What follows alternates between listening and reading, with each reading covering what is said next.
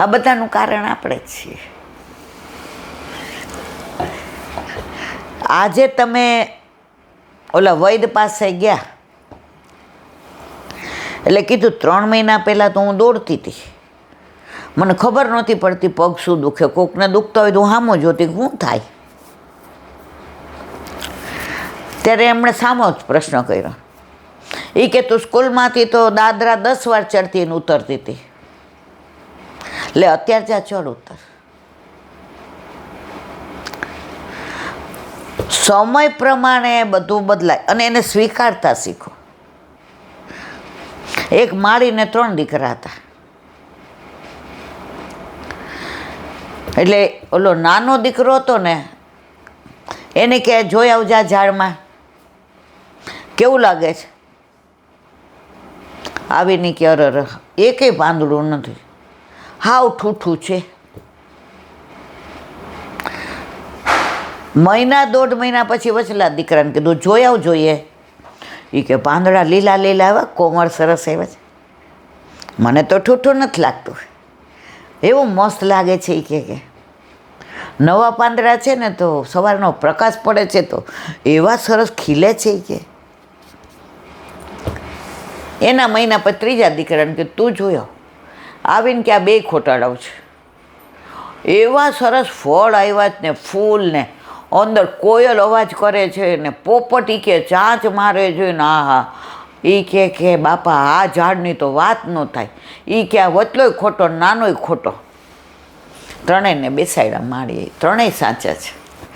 જો આ ગયો ને નાનો ત્યારે પાનખર હતી, ઝાડ એનું હતું, જગ્યા એની હતી, હતું કેરીનું જ.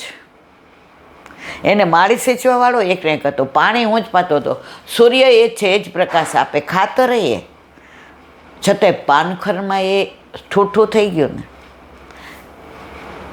તો સમય સંજોગ અને પરિસ્થિતિ પ્રમાણે હવે વચલો ગયો ત્યારે પાનખર ગઈ હતી ને મહિનો આવી ગયો હતો એટલે એ કે હવે નવા કોમળા કોમળા પાંદડા આવવા માંડ્યા હતા.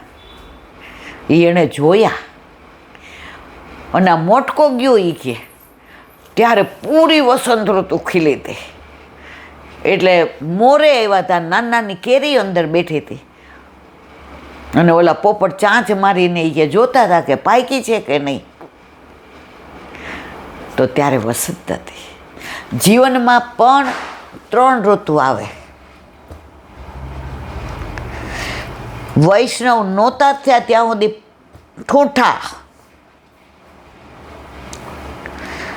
હાલો માતાજી આરતી કરવા, હાલો શ્રાવણ મહિનો સોમવારે બિલ્લી ચડાવવા, હાલ્યો સત્યનારાયણનો પ્રસાદ લાવો, ઠૂઠા. બ્રહ્મ સંબંધ લીધું તો કોમળ કોમળ પાંદડા આવવા માંડ્યા. કૃષ્ણને ઓળખવા માંડ્યા, કૃષ્ણને મહેસૂસ કરવા માંડ્યા, કૃષ્ણ ગમવા માંડ્યો. અને એવો ગમવા માંડ્યો કે ગુરુદેવની કૃપાથી પુષ્ટ થઈને ઘરમાં આવ્યા અને જીવનમાં વસંત વસંત થઈ ગઈ. પ્રભુ પધાર્યા પછી પાનખર આવી જ નહીં. આજે આપણે તો 30 વર્ષ થયા, લોકોને ઘરે 40 ને 50 ને 60 ને 70 વર્ષથી બિરાજે છે.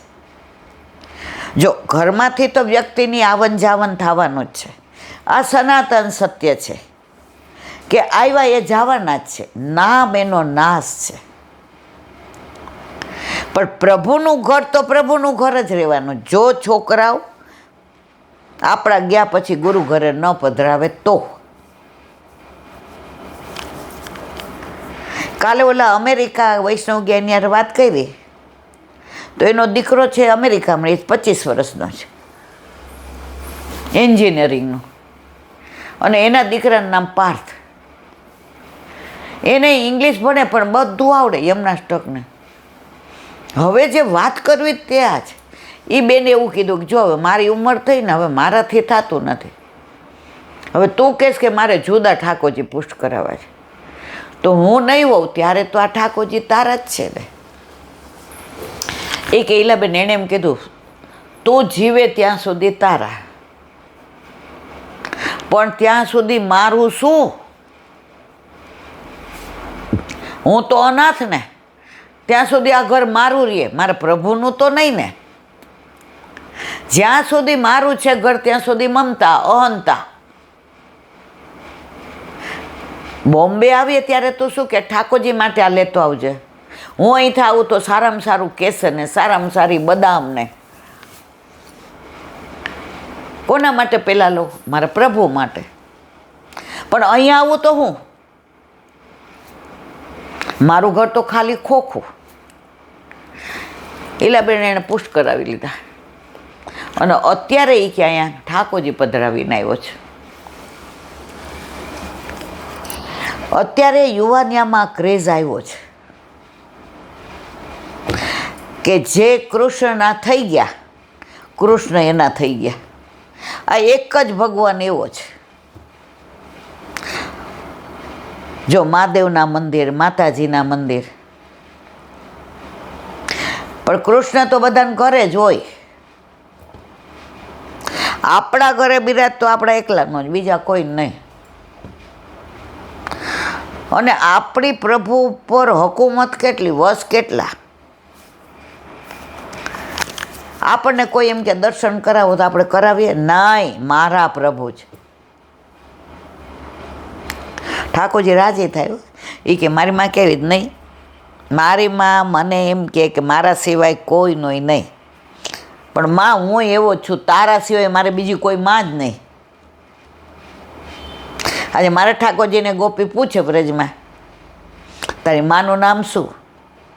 તો તમારે કોઈનું ન દે, મારું જ દી.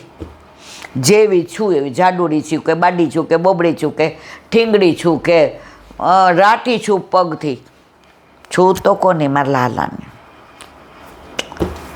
આ બધી વાતો એવી છે ને. બોલો વલ્લભાધીશ કી. વ્રજ વિહાર. નવનીત પ્રિય શાસ્ત્રીને ભગવત સ્મરણ.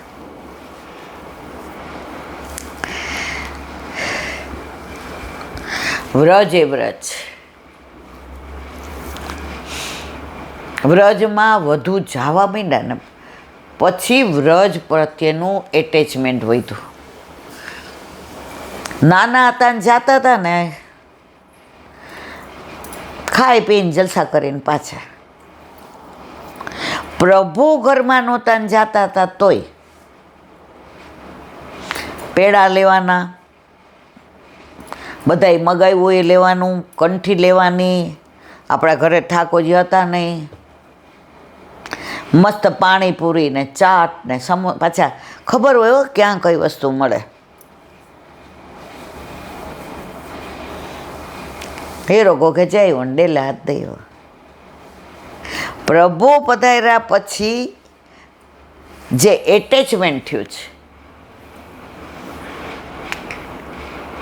છે કાચા તારનો તાતણો, પણ બ્રહ્માસ્ત્ર છે, એને કોઈ નાથી ન શકે. બધા એમ કે તમે આટલી તકલીફ તો વ્રજમાં તો દોડ્યા જાઓ છો.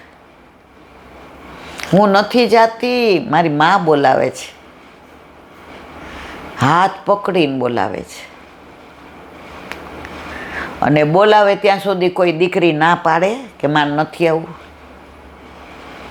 પિયર પેલા, હવે તો કેવું છે બધું આ ઇન્ટરનેટ ને નેટ ને મોબાઈલ ને એણે છે ને તમારા પ્રેમને પૂર્ણ વિરામ આપી દીધો છે. પેલા વિરહ થતો ને પછી મળતું ને એની કિંમત હતી. 40 વર્ષ પહેલાં અમદાવાદ આવ્યા ત્યારે આટલી લક્ઝરી નહોતી અને આપણી પાસે પૈસા નહોતા. આપણે એક રૂમમાં ભાડે રહેતા હતા. 9 રૂપિયામાં એસટીમાં જતા. પણ એ 4-6 મહિને સમાચાર આવે કે અહીંયા આમ છે ને આવો, એ અઠવાડિયું આમ રાતતા આપણે કે રાજકોટ જવું છે, રાજકોટ જવું છે. આ નેટિવનું એટલું એટેચમેન્ટ, આ વિરહ હતો. હવે તો વિડીયો કોલથી રોજ શું વિરહ. એક વૈષ્ણવ મને કહે કે આ ગિરિરાજ બાવાની સવારે આરતી થાય, આ યમુનાજીની તો એ કે એલા હું મારા મોબાઈલમાં ન જોઉં એટલે આવે જ નહીં. મીધું કાં મને કે અહીંયા એના દર્શન કરી લો ને તો મને વિરહ ન થાય. વિરહ થાય તો મને વ્રજમાં જવાનું મન થાય ને મહારાણીમાં બોલાવે ને. એ કે મારા ઓલામાં એ હું આવવા જ નથી દેતી. બધા જોવે હું ન જોઉં એ કે, કારણ કે વિરહ થાય તો પાછું દોડતું જવાય. આ વિડીયો કોલ એણે તો એ મારા જેવા છે. તો પહેલાં એવો વિરહ હતો, વિયોગ હતો. પાછા પગ કરવા જાય ને મહિનો 15 એમાં તો 2 કાગળ વરના આવ્યા હોય ને 3 આપણે લખ્યા હોય. અને એ કાગળની અંદર જે સ્નેહ જળતો હોય, પ્રેમ જળતો હોય, એનાથી એકબીજા માટે એટેચમેન્ટ વધે. હવે તો હું તરત વિડીયો કોલ, જો લીમડી પહોંચી છું, અહીંયા જો ગરમ ગરમ ગાંઠિયા ખાઉં છું, લે તાર ખાવા હોય તો અરે રે. જો બસમાં વરસાદ આવે તાર જોવો જ જો, કોઈ વિરહ જ ના રહ્યો. વિયોગ નથી પછી સંયોગનો આનંદ લૂંટે. આ મોબાઈલ ને આ ઇન્ટરનેટ ને નેટ ને આખા પ્રેમની પત્તર ખાંડી નાખી છે. પ્રેમને જે મહેસૂસ કરતા હતા બધું પતી ગયું. અરે અમેરિકા ગયા હોય છોકરાઓ ફરવા, 3 વાર બતાવે, જો ફિયાના ઘરે ઢોસા ખાઈએ, જો ફિયાએ ઢોસા બતાવે, પતી ગયું. જો અહીંયા વોશિંગ્ટન આવ્યા, જો સામે બધું બધા પ્રેમની. એક સમય એવો હતો ને કે પિયરથી 15 દી પોસ્ટકાર્ડ નો આવે ને તો રાતના ઊંઘ ઉડી જતી હતી. બાપાની તબિયત સારી હશે ને, બા બરાબર હશે ને, ભાઈ ભણતો હશે ને, સ્કૂલે નહીં જતો હોય ને હેરાન કરતો હશે ને. જો કેવા યાદ આવે, ઓશીકો ભીંજાઈ જાય. હવે તો બધું પતી ગયું. એટલે આ વ્રજ ગમે એવા વિડીયો કોલ આવે, ઓલા બેન કે હું તો એલા જોવ જ નહીં, અને એટલી મારાથી મોટી ઉંમરના છે, વરસમાં 3-4 વાર તો જાય જ. એ કે 4 દી રહું, ઠાકોરજી પધરાવીને જાઓ, ગોકુળ યમુના પાન કરું, ગિરિરાજ બાવાના ચરણ સ્પર્શ દંડવત દૂધ ને બધું ભોગ નહીં, અને વલ્લભના બેઠકથી દર્શન કરી આવો. બરસાનાવાળી બોલાવે તો જવાય, કારણ કે પગ એ કે હાલતા નથી. અને નંદગાંવ જાઓ, કહેવાના સંયોગ કે અતિ સંયોગ છે ને એ તમારું સુખ છીનવી લે છે. અત્યારે આપણે વૃંદાવન પરિક્રમામાં આવ્યા છીએ. કાલે તુલસી વિવાહની વાત કરી, એનું વિશેષ વિવરણ આ 11 આજે 7મ થઈ, 4 દિવસ પછી હોલમાં તુલસી વિવાહ કરશે, બધાને આનંદ કરશે. ઘણા તો ઓલા સાસુ સસરાય બને ને પછી દીકરી ન હોય એટલે એ જાન બોલાવે ને, દીકરો ન હોય એ આય કરે ને. જો કોઈ પણ રીતે કૃષ્ણની નજીક રહેવાનું, બસ કૃષ્ણમય રહેવાનું. આપણે કૃષ્ણમય રહીએ ને એનાથી વધુ કૃષ્ણ આપણામય રહે છે. આપણે સવારે કાંઈ વેરાયટી બનાવી હોય ને પછી એમ થાય ક્યારે ધરાવીએ, તો ઠાકોરજી ગોપીને કહેતા હોય, આજ મારી માએ દહીં વડા બનાવ્યા છો. એટલે આજે તો જોતું મારી માના દહીં વડા એવા સરસ. આપણા ઠાકોરજી આપણી સરાહના જ કરતા હોય. તો આપણને જેટલો ઉત્સાહ બનાવવાનો હોય ને એનાથી વધુ ઉત્સાહ આપણા ઠાકોરજીને અરોગવાનો હોય.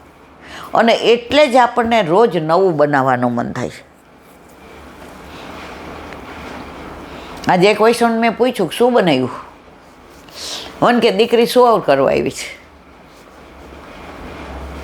હવે ડૉક્ટરે કીધું બધું ખવડાવજો, એટલે એને છોકરાને બધું પચતું થાય. એ કે આપણા વખતે તો શું ઈલાબેન શીરા નાન તેન, હવે તો સિઝરીન હોય એટલે એ કે ઉત્તપમ બનાવ્યું છે બધું અંદર નાખીને શાકભાજી, એટલે એને છોકરું હોય એને પચતું થાય ને. પણ એણે જે એક વાક્ય વાપર્યું એ મને બહુ ગમ્યું. એ કે મારા ઠાકોરજીને ઉત્તપમ બહુ ભાવે, પણ આજે મારા ઠાકોરજી ઘરમાં નથી, બીજે પધરાવ્યા છે. મેં દોલી બદ્રલાની જેમ કર, ત્યાંથી એને કેક મારવાલા. જો પ્રભુને ભાવતું બનાવીએ તો ઠાકોરજી યાદ આવ્યા વિના રે નહીં. શ્રી રાધાજીનું એક નામ વૃંદાવન છે. તેમના ક્રીડા સ્થાનને વૃંદાવન કહે છે. તમે બીજે બતાવી જાઓ ને તો જય શ્રી કૃષ્ણ, પણ તમે વૃંદાવન જાઓ ને એટલે રાધે રાધે.